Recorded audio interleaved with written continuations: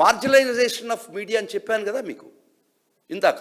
ఈ ఆటోక్రాటిక్ సిస్టంలో ఈ ఆటోక్రాట్స్ అంటే నియంతలు, వాళ్ళు 3-4 విధాలుగా ఈ విధంగా ప్రవర్తిస్తారు. ఒకటి, it is called toxic polarization, populistic framing, వారిని గురించి గొప్పగా చెప్పుకోవడం, మార్జినలైజేషన్, దెన్ మీడియా కంట్రోల్. ఈ విషయం, ఈ వార్త ఏ పత్రికలో రాదు. అవి ఒక మెగాఫోన్ పెట్టుకొని బైక్లో అరిస్తే ఇమీడియట్గా అరెస్ట్ చేస్తారు. అవి ఎక్కడ ఈ ప్రజల దృష్టికి తీసుకురావాలి? ఈ అన్యాయాన్ని ఎట్టక్కర, ఈ లంచగొండితనాన్ని అట్లీస్ట్ వాళ్ళకి కొంత భయం అన్నా ఉండాలి కదా. ఏ మీడియాలో కూడా రాదు. ఒకవేళ ఒక ఎక్స్ దానిలో పెడితే ఇమ్మీడియట్గా ఎక్స్ కార్పొరేషన్ లెటరు, కేసు, ఒక ఎఫ్ఐఆర్ నంబర్ ఇచ్చి ఇమ్మీడియట్గా తీసేయండి. This is the FIR. Kindly see, this is the FIR against her. ఆమె చేసిన పాపం గుడిలో జరుగుతున్నటువంటి లంచగుండితనాన్ని ప్రజలకు చెప్పింది. తద్వారా మీ చెవుల్లో పడద్దని ఒక సదుద్దేశంతో చెప్పింది. ఎస్, ఇది తప్పు. నీకెంత ధైర్యం, లంచగుండితనాన్ని నువ్వు మాట్లాడేంత శక్తి నీకుందా? నీకెంత ధైర్యం? నీకు హక్కు ఉందా మమ్మల్ని గురించి ప్రశ్నించేదానికి? ఈ సమాజాన్ని ఎక్కడికి తీసుకుపోతున్న ప్రజలు మీరు ఒక్కసారి ఆలోచించండి. ఇది డెమోక్రసీ అంటావా, ఆటోక్రసీ అంటావా, నియంత్రిత పోకడు అంటావా? Stone ages back. మామూలుగా అందరికీ తెలుసు మీకు, ఒక గొంగళ పురుగు మెటామార్ఫ్స్ అయ్యి ఎవల్యూషన్లో చిలుగా తయారవుతుంది. ఆ విధంగా ఈ స్టోన్ ఏజెస్ నుంచి, రాజరిక రంపకోత పాలన నుంచి, నియంత్రణ పాలన నుంచి ఫైనల్గా డెమోక్రసీ అనే సీతాకోకచిలుగా మనం తయారైనాం. ఆ సీతాకోకచిలు మళ్ళా గొంగళిపురిగా తయారు చేస్తున్నటువంటి ఈ కూటమి ప్రభుత్వం. మళ్ళా ఇంకొక విషయం చెప్తానండి. హౌ దే ఆర్, ఏ విధంగా ప్రజల గొంతుక నొక్కేస్తున్నారు. ఇక్కడ ఏమన్నా బూతులు ఉన్నాయా? ఇక్కడ ఏమన్నా చెడు ఉందా? మీ చెడును బయట పెట్టారు. అది ఒక్కటే ఆమె చేసిన చెడు. నవ్వు మరీ ఘోరం అండి. ఎంత దిగజారిపోయి ప్రభుత్వం. ఇన్సెక్యూరిటీ, భయం. మీరు చేసే ఒక చర్య, ప్రతి ఒక్క చర్య ప్రజల దృష్టికి పోతే మీ పరిస్థితి ఏమవుతుంది? మీ ఇన్సెక్యూరిటీ. ఇక్కడ మొన్న మా అధికార ప్రతినిధి కారుమూరి వెంకటరెడ్డి గారు ఒక ట్వీట్ ఏమని పెట్టాడయ్యా? ఏ పాపం చేశాడు కారుమూరి వెంకటరెడ్డి? చదువుతానబ్బా. అమరావతిలో ఒక బిల్డింగ్కి అద్దాలు పెట్టడానికి 2500 కోట్లు. ఈ మాట బయట చెప్తే కేసు. మీరు అద్దాలకు 2500 కోట్లు ఖర్చు పెట్టారు, ఇది సమంజసమా? Yes, the public has got the right to make public audit. మీ విచ్చలవిడి ఖర్చులు ప్రజలు ట్యాక్స్ పెయిడ్ మనీ, అది వాళ్ళకి అడిగేదానికి హక్కు ఉంది. Likewise treat was put. అద్దాలకు 2500 కోట్లు ఖర్చు పెడతారా? ఈ దారుణటువంటి ఆర్థిక పరిస్థితుల్లో ఈ రాష్ట్రం కొట్టుమిట్టాడుతుంటే అని అడిగిన దానికి case. Yes, we got the right of public audit. ఈ రాష్ట్రంలో ప్రతి ఒక్క పౌరుడికి వీళ్ళు పెట్టే జమా ఖర్చులు అడిగేదానికి హక్కు ఉంది. 2500 కోట్లు అద్దాలుగా పెడతారన్న దానికి కేస్. వెంకటరెడ్డి మీద కారు మబ్బులుగా అయిపోయింది ఇమీడియట్. వెంకటరెడ్డి మీద కారు మబ్బులు కప్పినాయి. తర్వాత ఏం చేశారు? మళ్ళా జగనన్న కనెక్ట్స్ అనేది మా వైఎస్ఆర్సీపీ పార్టీ ప్లాట్ఫామ్, దాని మీద ఇంకో మరీ విచిత్రం అండి. ఈ వార్త ఎక్కడ పబ్లిష్ అయింది? ఈనాడు పేపర్లో. ఐకానిక్ భవనానికి అమర్చే గ్లాస్ పలకలు సుమారు 2500 కోట్లు. వెంకటరెడ్డి చెప్పింది కాదు ఇది ఈనాడు. ఒక్కసారి చూడండి, ఈనాడులో పబ్లిష్ అయినటువంటి ఫోటో. ఇది బయట పెట్టింది మీ పేపరు.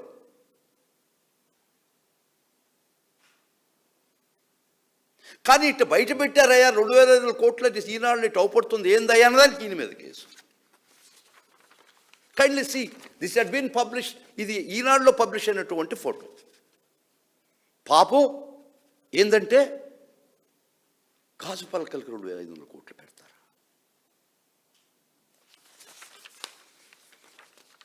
ఇది ప్రభుత్వ సొమ్ము. మీ సొమ్ము కాదు, ప్రజల దగ్గర నుంచి పిండినటువంటి ట్యాక్స్ సొమ్ము. Everybody in the state has got a right to question that. అది మీరు ఫాలో అవుతారా, ఫాలో కారా, అది మీ విచక్షణ. ప్రజా వ్యతిరేకత మూటగట్టుకుంటారు, అది ఒక రోజుకు బద్దలవుద్ది. కానీ ఎందుకు మీరు ఇంత దుర్మార్గంగా వీటిని ఆపుతున్నారంటే, మీరు చేసే ప్రతి అక్రమం కూడా ఎవరి దృష్టికి తీసుకురాకూడదు. ఎవరు చూస్తే వాళ్ళే ఆగిపోవాలి, గొంతు ఎత్తకూడదు. అట్ట గొంతు ఎత్తితే కేస్ పోలీసు ప్రజల రక్షణ బాధ్యతల నుంచి చాలా రోజుల కింద వెళ్ళిపోయి, it has become a weaponized highly toxic political tool in the hands of the politician, ruling party. It's unfortunate. చాలా దురదృష్టకరం ఈ పరిస్థితి. ఒక్క వైఎస్ఆర్ కాంగ్రెస్ పార్టీ బాధ ఒక్కటే వారికే కాదు ఇది. This is pain being suffered by the entire state common man.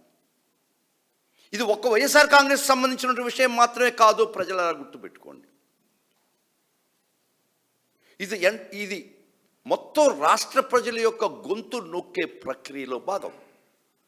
మీకు రాజ్యాంగం ప్రసాదించినటువంటి 19(1)A భావస్వేచ్ఛ ప్రకటనకి విఘాతం.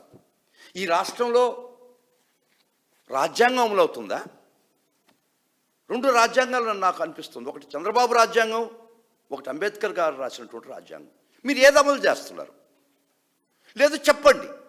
ఈ రాష్ట్రం ఒక ఐలాండు, we carved out the state from the other part of the country. మా రాజ్యాంగం అంబేద్కర్ రాజ్యాంగం కాదు, మా సొంత రాజ్యాంగం చెప్పండి. అదేనా చేయండి అట్లీస్ట్. మరలా వెంకటరెడ్డి గారు ఏదో అడిగా అంటే మళ్ళా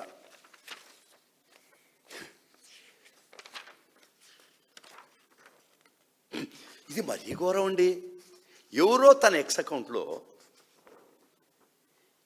ఇప్పుడు ఒక సిటీ అనేది న్యాచురల్గా బిల్డ్ అవ్వాలి, ఈయన చేసిన పాపం, ఈయన పెట్టిన ట్వీట్. ఒక సిటీ తనకై తను గ్రో కావాలి. ఏ సిటీ బలవంతంగా గ్రో చేయించలేము అంటే అంత కూడా లేదు ఇక్కడ. గ్రీన్ఫీల్డ్ సిటీ అనే కాన్సెప్ట్ ఈజ్ నాట్ ప్రాపర్ అని అర్థం వచ్చేటట్టు ఇప్పుడు ఒక సిటీ అనేది న్యాచురల్గా బిల్డ్ అవ్వాలి అని ఈయన ఎక్స్ అకౌంట్లో పెట్టుకున్నాడు. దానికి ఇచ్చిన రివార్డ్ ఏంటి తెలుసా? ఈ ప్రభుత్వం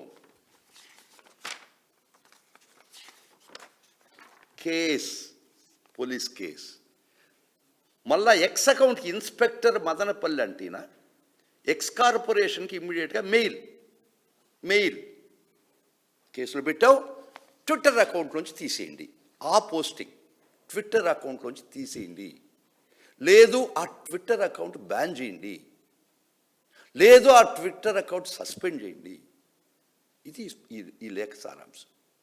అంటే ఎవ్వరు కూడా మీ మీడియాలో రాదు. ఎక్కడైనా వాడి భావస్వేచ్ఛ ఈ మధ్య జరిగినటువంటి ప్రజాస్వామ్యంలో ఒక గొప్ప విజయం టు పుట్ వారి యొక్క అభిప్రాయాన్ని ఎక్స్ ప్లాట్ఫామ్లో పెట్టుకునేది. దట్ ఈస్ హిస్ థింకింగ్, తన అభిప్రాయం. అది మీకు అబ్సీన్గానో అబ్నాక్షస్గా అనిపిస్తే చట్టాలు ఉన్నాయి, కోర్టులు ఉన్నాయి. ఈయన సిఐ గారు, he takes law in to his hands.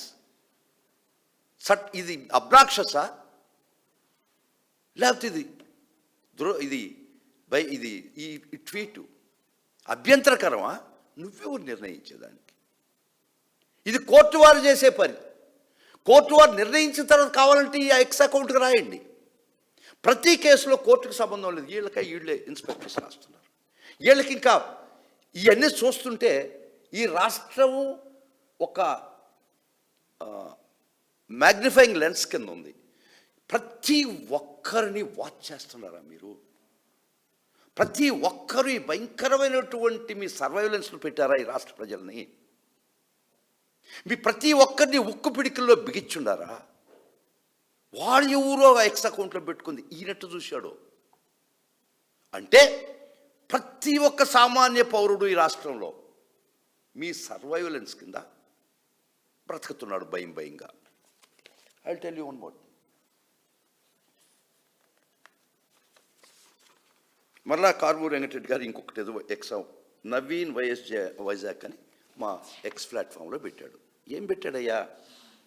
Amaravati అద్దాలకు 3,000 కోట్లు, అమరావతిలో సచివాలయ నిర్మాణానికి 10,000 కోట్లు, తెలంగాణలో సచివాలయ నిర్మాణానికి 650 కోట్లు, అమరావతి అసెంబ్లీ నిర్మాణానికి 2,000 కోట్లు, ఢిల్లీలో పార్లమెంట్ నిర్మాణానికి 900 కోట్లు Venkatareddy.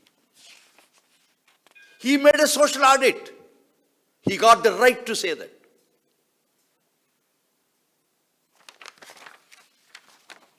X account removal. Case against him. Yes, he got the right for social audit. It is our public money, it's our tax-paid money. We got every right to question how the amount ought to be spent. ఇది ఆయన చేసిన తప్పు. ఆయన ఏం చెప్పాడయ్యా? ఢిల్లీ పార్లమెంట్కి 900 కోట్లు ఖర్చు అయితే మీకు 10,000 కోట్ల, తెలంగాణ సచివాలయానికి 650 కోట్లు అయితే మీకు అమరావతి అద్దాలకు 3,000 కోట్ల. ఇది ఆయన చేసిన పాపం. పాలకుల దృష్టిలో చాలా పెద్ద పాపం ఇది. దీనికి పరిష్కారం జైల్స్, దీనికి పరిష్కారం పోలీసుల లాఠీ రుచి.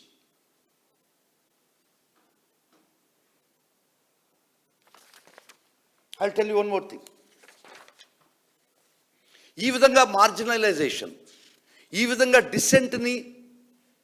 డిసెంట్ని ఏ విధంగా వాళ్ళు నలిపేస్తున్నారో, అసలు ఈ డెమోక్రసీలో dissent and assent are 2 tyres of it cycle, 2 wheels. ఈ డెమోక్రసీలో ప్రాథమిక సూత్రం dissent and assent. You want to remove the dissent and you want to ride the single wheel of the cycle. Yes, అది కూడా జరగద్ది తొందరవద్దు. 2 చక్రాలు ఉంటేనే ఈ డెమోక్రసీ అనే సైకిల్ ముందరకు పోద్ది. You want to remove dissent, a small dissent by common man. Now, వాళ్ళు ఖర్చు రాశారు. ఇప్పుడు చంద్రబాబు గారు 30 కోట్లు ఎక్కడో అప్పుడు హోటల్లో పార్క్ హయత్లో పే చేశారు. కరెక్ట్ కాదని చెప్పండి. ఈయన అబద్ధం అని చెప్తే కోర్టుకు పోండి. You do that. Case against him. ఏమయ్యా మీ ఎక్స్ట్రావగెన్స్ ఖర్చులు ఇటు పెట్టొచ్చా రాష్ట్రీయ పరిస్థితిలో ఉన్నప్పుడంటే? కేసు వచ్చేస్తారు పోలీసు వారు లాఠీలు తీసుకుని. ఎక్కడ ఉన్నా కూడా, ఏ రాష్ట్రంలో ఉన్నా కూడా పరిగిస్తా పోయి మీ విధులకు మీరు చేయాల్సిన పనులు చేసే పరిస్థితి ఉండదు.